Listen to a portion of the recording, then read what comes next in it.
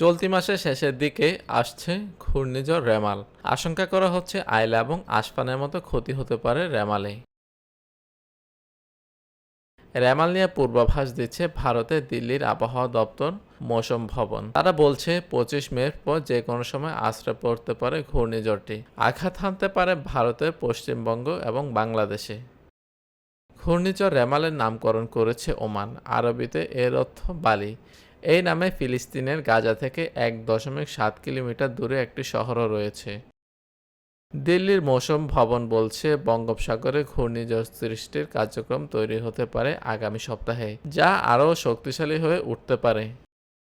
বিশেষজ্ঞরা মনে করছেন শেষ পর্যন্ত যদি দক্ষিণ পূর্ব বঙ্গোপসাগর ও উত্তর সংলগ্ন আন্দামান সাগরে ঘূর্ণিঝড় তৈরি হয় এবং উত্তর ও উত্তর পূর্ব দিকে এগিয়ে যায়, তাহলে সেটির সম্ভাব্য গন্তব্য হবে মিয়ানমার এবং সংলগ্ন বাংলাদেশ, যা পশ্চিমবঙ্গ থেকে অনেকটাই দূরে। ফলে পশ্চিমবঙ্গের উপর ঘূর্ণিঝড়ের তেমন প্রভাব পড়বে না।